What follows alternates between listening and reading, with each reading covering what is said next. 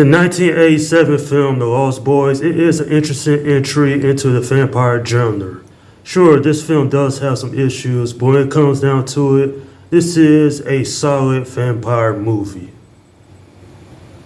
Directed by Joel Schumacher, this film is about a mother named Lucy and her two sons moving to the fictional town Santa Carla, California to live with her eccentric father. But unbeknownst to them, there is a small group of vampires living in that town. I will say this was my first time looking at it, and I must say that while it's not as iconic as a lot of people are making it out to be, it's still an entertaining movie. It does have characters that are entertaining, the story's good, the acting is well done, and the music fits this movie real well. I like the title to this film, The Lost Boys, because it's a reference to J.M. Barrie's stories about Peter Pan and Neverland because vampires don't get old. Despite some things I wanted different about this movie, this film was so successful it has spawned 2 sequels.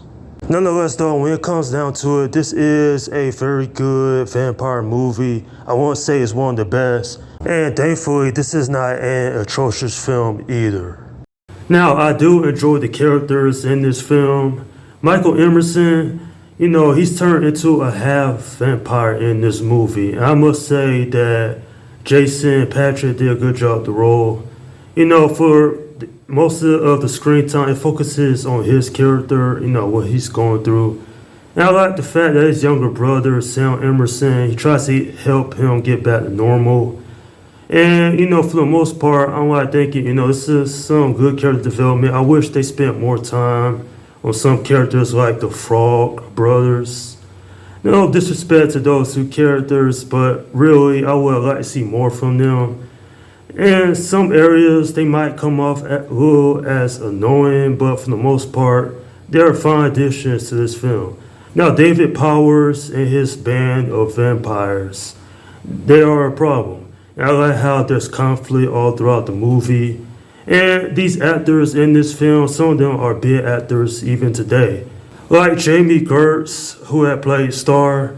Sure, we don't know much about this character, and I really wish we did get more character development on her.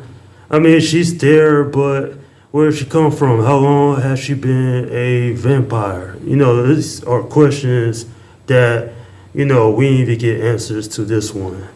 You know what this movie reminds me of? It reminds me of the TV series Buffy the Vampire Slayer. It's funny because in a lot of ways, if this film was a failure, then I felt like that show would never happen.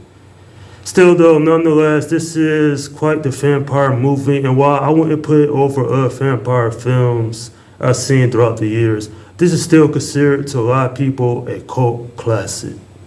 I'm giving this film a 7 out of 10. Now, I must admit, I have seen better vampire movies like the first 2 Blade films, etc. But that doesn't mean I ain't like this film. I quite enjoyed it. I found it entertaining, like I mentioned before.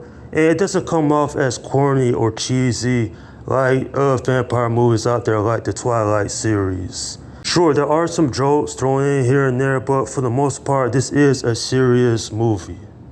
At the end of the day though, this film has a good story, interesting characters, and a dark tone that makes it quite a compelling vampire movie. And during the time it came out back in the 1980s, it's certainly better than some other vampire movies that came out during that decade.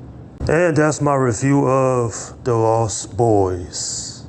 Alright, leave your comments down below in the section and let me know what you think about this movie. Okay. This is Slim Guy 172 saying, peace out.